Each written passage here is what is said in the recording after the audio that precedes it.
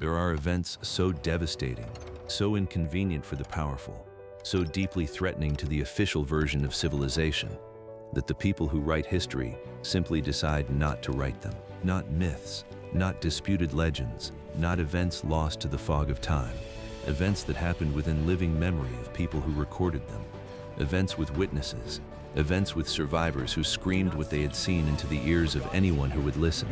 Events that were documented, in ink, on paper, in letters and chronicles and testimonies, and then quietly, systematically removed from the story that the world was supposed to believe. This is about one of those events. What we are going to talk about tonight is not a secret because it was never known. It is a secret because it was known and buried. There is a difference, and that difference is the thing that should keep you awake. Because when history is simply lost, when the records decay, when the witnesses die before they can speak, when the evidence disappears to flood or fire, that is tragedy. That is the natural cruelty of time. But when history is erased, when the records are locked away, when the witnesses are discredited, when the evidence is destroyed by people who understood exactly what they were destroying, that is something else entirely. That is a choice, and choices have authors. Stay with me, because the massacre we are about to discuss had authors too. It had perpetrators, it had survivors, it had documents, and for a very long time, it had people in positions of power who made the active, deliberate decision that you should never know about it. Let us start at the beginning. In the summer of 1204, the city of Constantinople had already survived the unthinkable. The Fourth Crusade, an army of Western Christian knights who had sworn oaths before God to fight in the Holy Land, had instead turned its weapons on the greatest Christian city in the world. The sack that followed lasted 3 days. The treasures of a civilization were looted, the libraries were burned, the streets ran with blood. But that is not the massacre we are here to discuss tonight. That one, at least, has made it into the history books. Imperfectly, insufficiently, but it is there. The massacre we are here to discuss is one that most people have never heard of. It happened not in the heat of a military assault. It happened in cold blood. It happened to people who had already surrendered, who had already laid down their arms, who had been promised protection by the very people who then killed them. And the reason you have never heard of it is that the institution responsible for burying it was powerful enough and patient enough and calculating enough to keep it buried for centuries. The year was 1209. The place was the town of Béziers, in what is now the south of France. And what happened there on July 22nd of that year was not a battle. It was not a siege that got out of hand. It was not a military operation gone wrong. It was an extermination ordered from the top. Diabem. To understand Béziers, you have to understand the Cathars. The Cathars were a religious movement that had spread across southern France and northern Italy in the 12th and early 13th centuries. They believed in a dualist theology, a world divided between spiritual good and material evil, and they rejected much of the institutional Catholic Church, including its wealth, its hierarchy, its sacraments, and the authority of Rome. They were extraordinarily popular.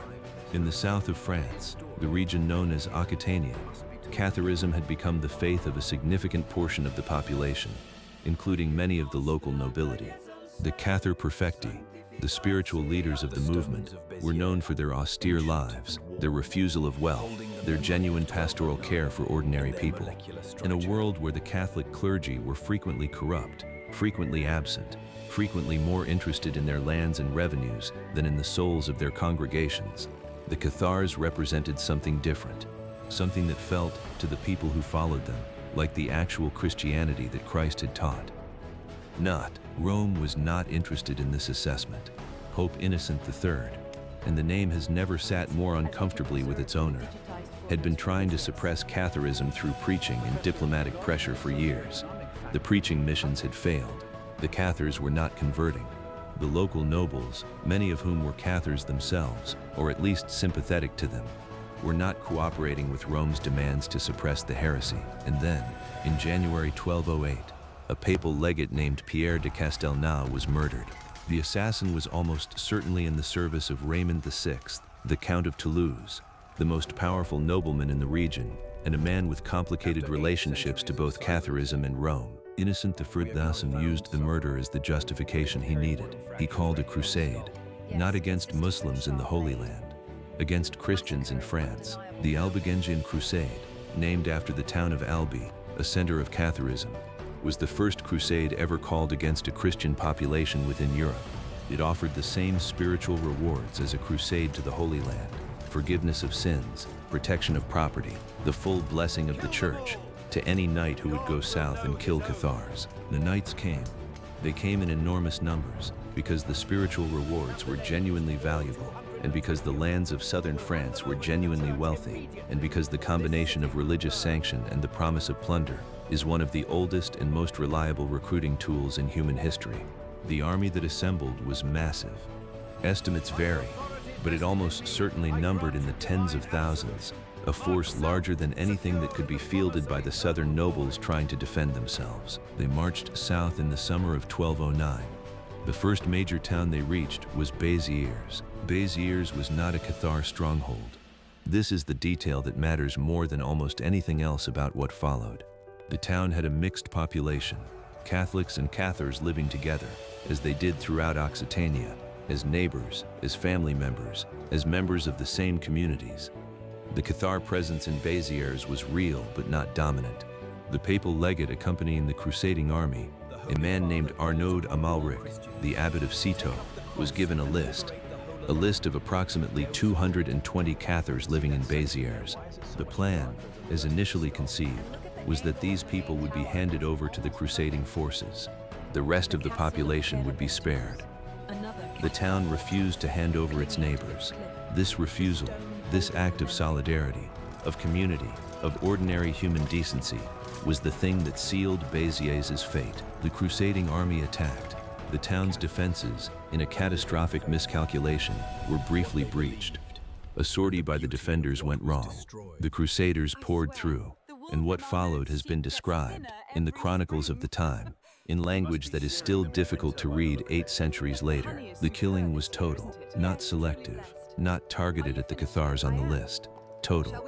The Catholic townspeople who fled to the churches seeking sanctuary, to the Church of St. Mary Magdalene, where they believed the sanctity of the space would protect them, were killed inside the church. The doors were forced. The people inside were massacred. The church was burned with the bodies still inside. The Romanesque Cathedral of St. Nazaire, one of the most beautiful churches in the region, was burned. Contemporary chronicles put the death toll at anywhere from 7,000 to 20,000 people. The true number is impossible to establish now. The physical evidence of the massacre was among the things that were subsequently managed. But the lowest credible estimates still describe the killing of thousands of civilians in a matter of hours. And then Arnaud Amalric wrote a letter to Pope Innocent III, describing what had happened. In that letter, he recorded what may be the most chilling sentence in the history of medieval Christianity. When asked by the crusading soldiers how they should distinguish Cathars from Catholics in the population of Béziers, how they should know whom to kill and whom to spare, Arnaud Amalric reportedly said, "Kill them all. God will recognize his own." The Latin phrase, "Cadet eos, nuvit inem dominus qui sunt eius," has been debated by historians for centuries. Some argue it is apocryphal, that it was recorded not in Arnaud Amalric's own letter, but in a chronicle written decades later by a Cistercian monk named Cassarius of Heisterbach. Some argue the numbers are exaggerated, but here is what is not disputed. Béziers was destroyed. Its population was massacred. Arnaud Amalric's letter to the Pope describes the outcome with evident satisfaction. And the Albigensian Crusade continued for another 20 years, killing its way across southern France, dismantling Occitan culture, exterminating the Cathar faith so thoroughly that it ceased to exist as a living religious tradition within a generation. The erasure of the Cathars was one of the most successful acts of cultural and religious genocide in European history. And the erasure of the memory of Béziers was nearly as complete. For centuries, the Albigensian Crusade appeared in Catholic historiography as a regrettable but necessary response to dangerous heresy. The Cathars were described as dangerous, as sexually deviant, as spiritually poisonous. The massacre of Béziers was either not mentioned or mentioned briefly, framed as an excess of crusading zeal, understandable in the circumstances, not something the Church itself should be held responsible for. The survivors, and there were survivors, people who fled before the walls fell, people who hid in the countryside, left accounts. The troubadour poets of Occitania, who had flourished in the culture that the crusade was destroying, wrote laments and chronicles. The Song of the Cathar Wars is one of the most extraordinary documents of medieval descent, a long narrative poem written by two authors, one pro-crusade and one fiercely against, that describes what happened to southern France in devastating detail. These documents survived, but they survived in archives, in specialized collections, read by scholars, unknown to the general public. What the general public learned about medieval Christianity was what the Church wanted them to learn. The Inquisition, which was established partly in response to the Albigensian Crusade, as a more systematic tool for identifying and eliminating heresy, kept its own records. Those records emphasized the danger of heresy, the necessity of suppression, the righteousness of the Church's response. The voices of the people of Béziers were not in those records. The Inquisition records are, in a terrible irony, among the most detailed accounts we have of the Cathar faith, because inquisitors recorded everything their subjects said under questioning. We know what Cathars believed. We know how they lived. We know the names of the perfecti and the credentes and the ordinary believers who confessed before the inquisitors.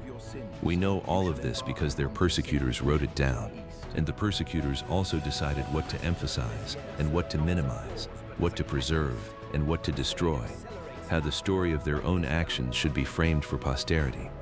This is the machinery of erasure. It is not crude. It is not simply burning documents. It is controlling the archive. It is deciding which voices get to speak across the centuries and which do not.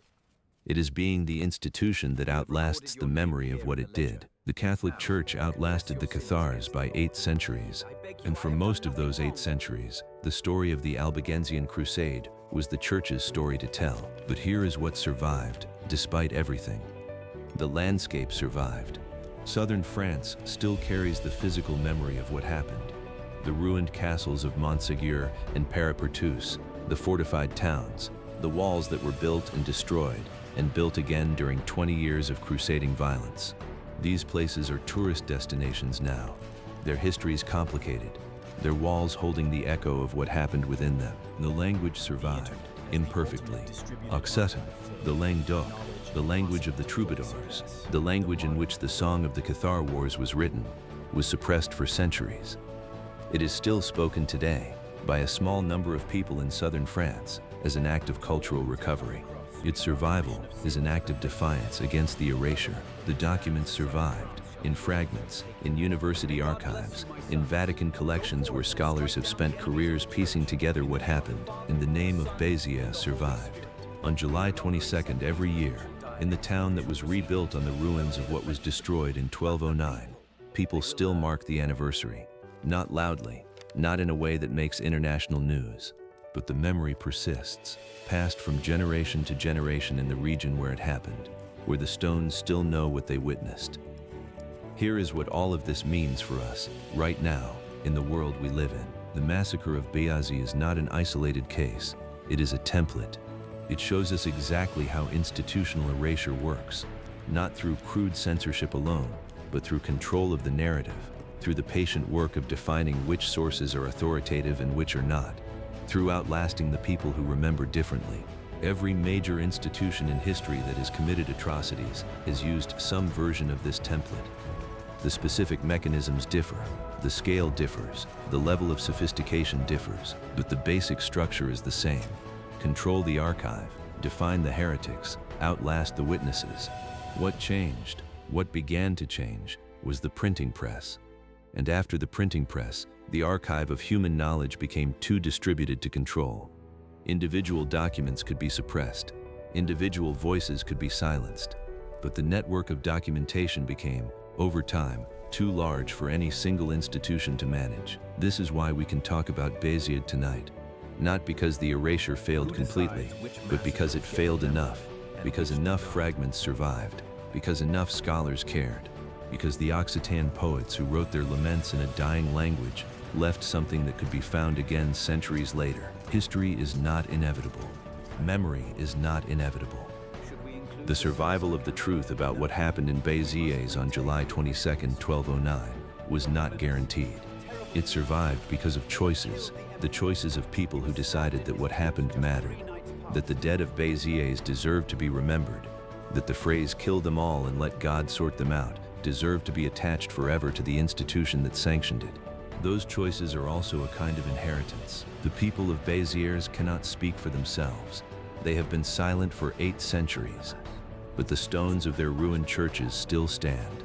The documents that survived still speak, and the question that their story forces us to ask: who decides which massacres get remembered, and why, and in whose interest?